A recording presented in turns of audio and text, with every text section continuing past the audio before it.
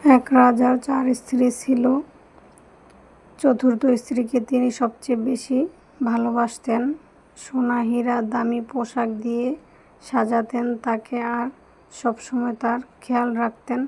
তৃতীয় স্ত্রী ছিল রূপবতী ও আকর্ষণীয়। রাজা তাকে নিয়ে গর্ব করতেন কিন্তু মনে মনে ভয়ও করতেন এ হয়তো একদিন অন্য কাউকে ভালোবেসে তাকে ছেড়ে চলে যাবে।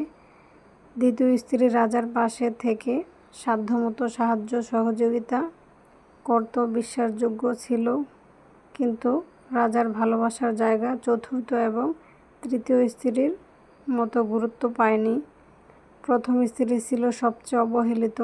সে নীরবে সবকিছু সহ্য করত, স্বামীকে ভালোবেসে সবসময় পাশে থাকত। স্বামীর শরীর খারাপ করলে রাত জেগে সেবা যত্ন করত, কিন্তু কখনোই সে তার প্রাপ্য অধিকার পায়নি। একদিন রাজা গুরুতর অসুস্থ হয়ে পড়লেন। তিনি বুঝলেন তার সময় ফুরিয়ে এসেছে।